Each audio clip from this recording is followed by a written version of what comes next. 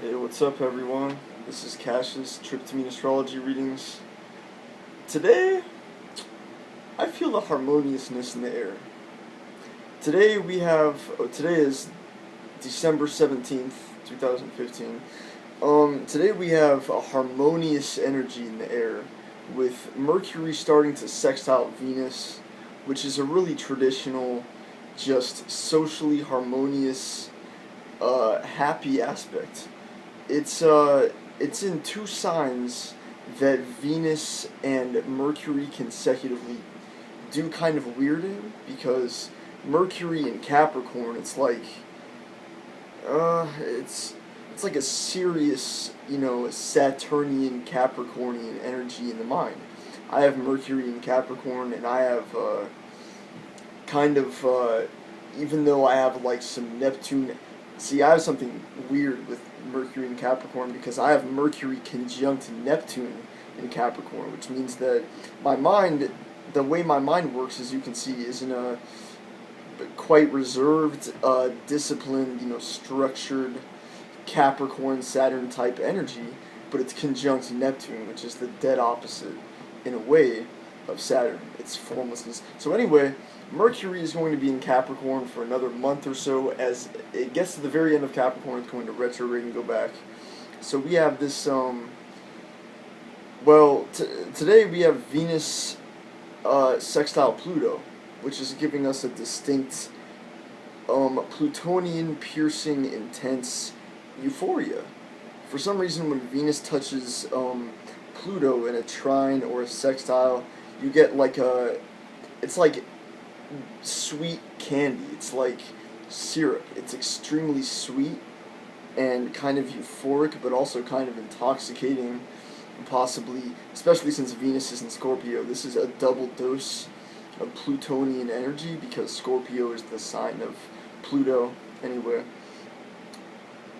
Which I've debated, actually. I've debated whether or not I think that Scorpio is a fitting comparison to Pluto, given that Pluto is a dwarf planet, but I think it does fit. So we have kind of like a euphoric, um, just, it's very weird. It's very weird this week because we're just barely starting to get out of this Saturn-Neptune square, dissolving and humbledness. So, what we pretty much have today is a humbled, increased desire to socialize, increased desire to be social and appreciate each other. Mercury sextile Venus is a very social aspect. Venus sextile Pluto is a very social aspect. Venus in Scorpio is not very social because Venus in Scorpio is kind of bitter. Venus in Scorpio Venus in Scorpio can do a few different things. It can make people express their emotions kind of like a drunk person that gets sad and starts hugging people, it's kind of like that. Venus in Scorpio is very much like that. But Venus in Scorpio sextile Pluto and Mercury, because Mercury is going to conjoin Pluto.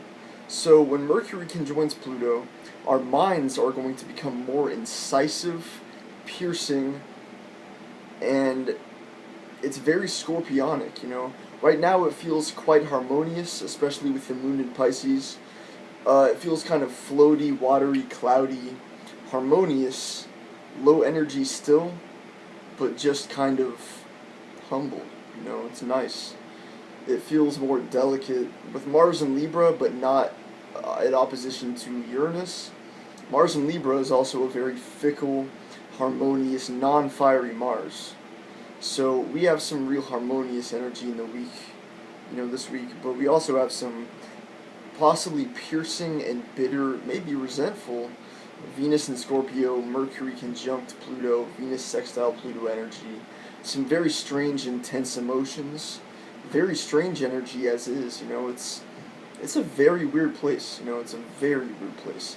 It's quite contradictory, all this energy of Pluto and Scorpio compared to Capricorn, because Mercury in Capricorn is a reserved, disciplined, structured, non expressive type of energy. It's kind of weird to me that Capricorn sextiles Pisces and it sextiles um, uh, Scorpio, because those are emotional, intuitive energies, and Capricorn is not that. Capricorn is quite non-spiritual, and well, you know what I recommend you do? I recommend that you research Venus in Scorpio, Mercury in Capricorn, Mercury sextile Venus. You can Google these and find a lot of cool information. You just have to use discernment and see what actually aligns with reality. The only way to test astrology and see if it's real is to take an alleged aspect and then see if it really aligns with what the aspect is supposed to do. Because there are definitions that have been written in the 70s that to aspects that happen every year. And every year they prove to be the same as this alleged definition says it is. So let's read a definition for Mercury sextile Venus from this astrology book that was written in the 70s. You know, it's a real objective test because it's no guru telling you that it's this certain way. You know, it's like math. You know, it's not relying on some individual for the knowledge. It's like a formula. Okay.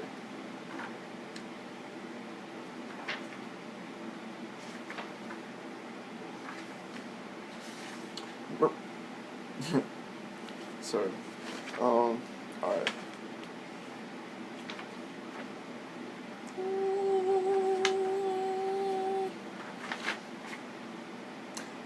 Damn it, where is it? Mercury sextile Venus. This is not a very intense transit. It will have a light-hearted influence on the day. Unless a heavier influence from another planet overwhelms the effect, it inclines you to use your mind for leisure pursuits such as reading for amusement, going to an art exhibit or concert, chatting with friends. See what I said about social life? Even though these activities may seem somewhat trivial, they are an important part of your life. This transit is important in another way, for it puts you in touch with your feelings, especially those of love and friendship. That's exactly what's going on today. It is important to know that these feelings are present in your life. In other words, even though days like today do not seem very significant, these are the times that justify all of the more other difficult ones. That is why they are important.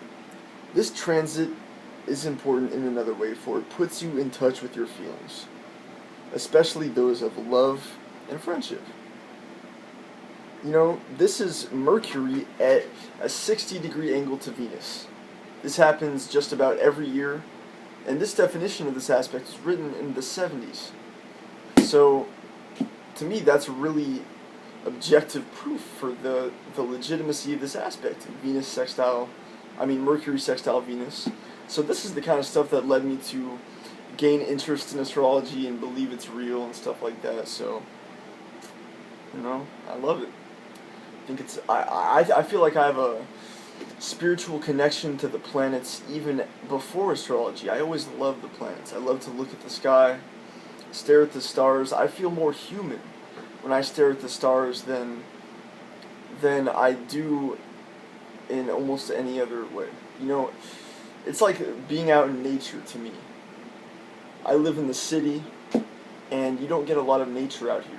So when I stare at the stars, I think about the planets. I wake up in the morning, and I'm able to spot Jupiter over there. You know, I stay up at night. I can spot Jupiter in Virgo. I can spot when it's at a sextile to Mars. You know, I love it. It's sacred to me. So if you're an astrologer, go out and enjoy looking at the stars sometime. Go spot the planets. Spot the constellations. Don't just look at it on a computer or in an astrology book. Go outside. Stare at the stars. It's sacred to me. It's beautiful nature.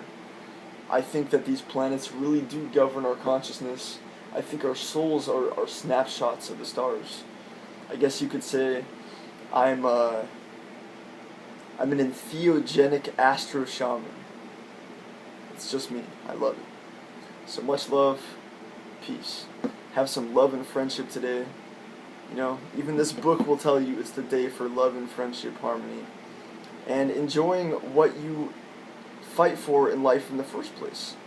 This book actually hit a point that I was trying to hit too. It's that if you don't have love and friendship, community, enjoyment in your life, comedy, art, music, then what do you even live for?